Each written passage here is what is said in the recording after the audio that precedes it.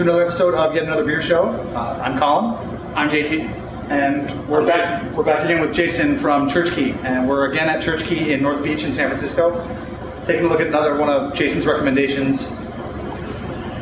Yeah, so actually, before we start, I'd like to ask Jason a few questions about ChurchKey. It is a beer bar up here in the North Beach of San Francisco. It's at 1402 Grant Street. Yeah, at the corners of Grant and Green. Yeah, great location. You have a Golden Boy right around the corner, so you can drink here, walk over there. Saved my life more than once. Yeah.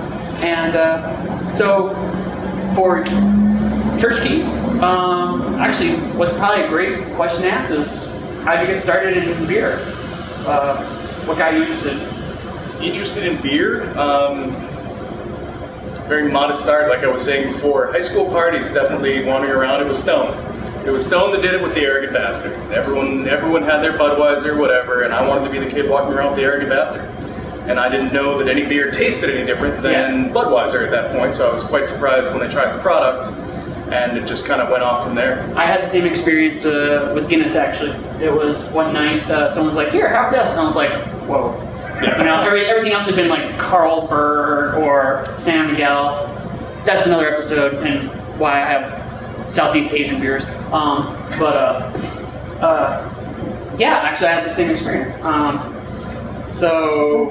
Yeah, I mean, one of the things is, you guys are a great beer bar here. A lot of different options, a lot of stuff on draft, a lot of stuff in bottles and cans. Wide selection. How do you choose it every month or every so often?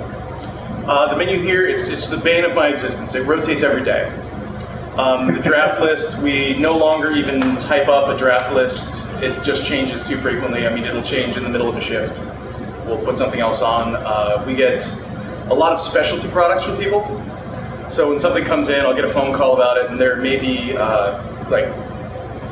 for instance, with the case of Parabola, which we have on right now, there were 20 gallons of it brought to San Francisco. So I got one 5-gallon keg of that. So that's how some of it's decided. People just call up and it's like, if you want it, we have it now. Cool. And I'm not sure why they release a 13% stout in the summer, but we'll take it and put it on nonetheless. It's, I don't know, just part of the fun is the rotation. That's what people come here for, is all of our regulars, the first thing they say is, what's new today? So, do you find something to keep up with? Do you find that you have regular beers that you always keep around too, or is it something new every day? I mean, is it always rolling, or do you have 5 beers that you always have to have because they're your favorites? We have no loyalties to any person, brewery, or beer.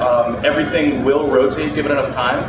There are certain things that seem to stick around longer than others. Okay. All the Oscar Blues products, given its quality and price, and we have this little spot in the fridge that only fits cans. Yeah. So they tend to stick around.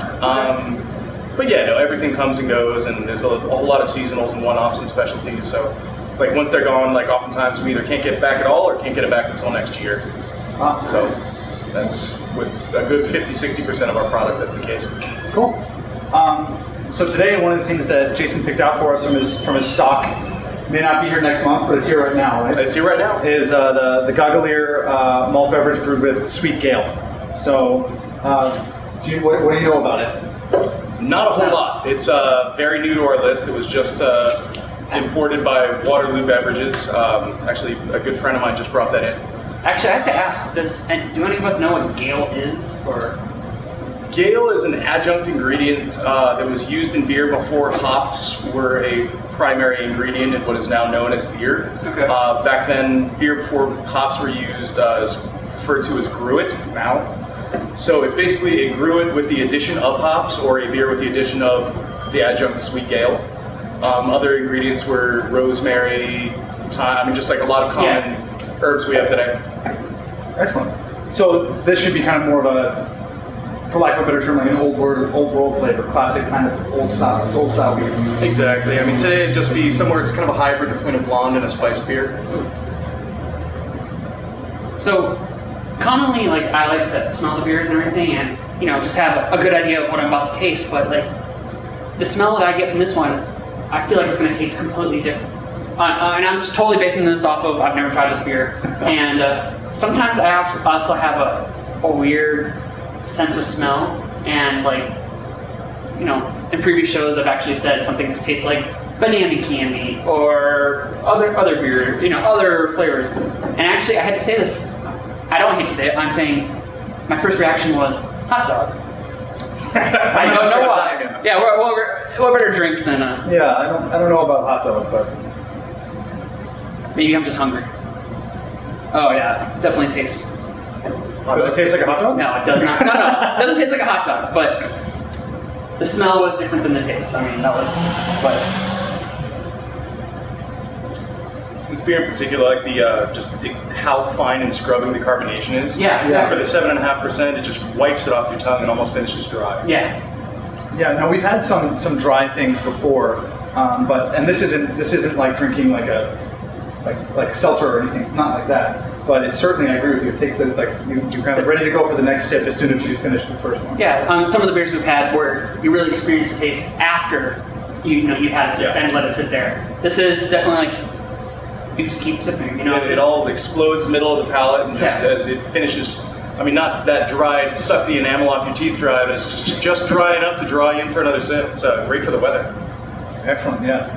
By the way, it is actually a beautiful day here in San Francisco. It's probably in the high 70s, so this is why we're drinking summer beers. Usually summer in San Francisco is a little rainy, a little cloudy, so we're living it up. Yeah. I love it. I think it's a great flavor. I think it's excellent. And it feels like a beer in a way that is maybe has a higher alcohol content than it does. So you're getting kind of some of the big flavors, but you're not getting yourself drunk too fast. You can have a few of these. I agree. It has a bigger flavor, but I don't feel like it has the aspect of like higher alcohol content beers. It still feels like a lighter beer to me. The sweet taste with it does. Like it's like a sweet. As you pointed out, like sweet dry. Probably comparable to maybe what's like some of the like drier wines might do to you. Yeah.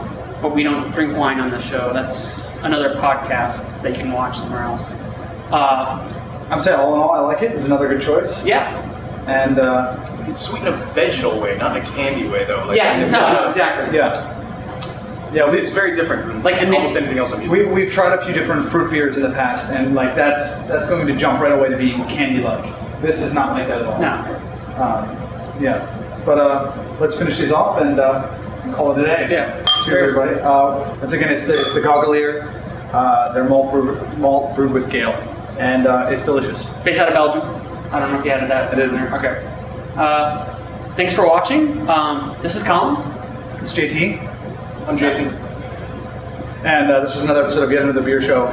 Check us out at yetanotherbiershow.com. We also have a Twitter and Facebook. Search for us, Yet Another Beer Show. Thank you.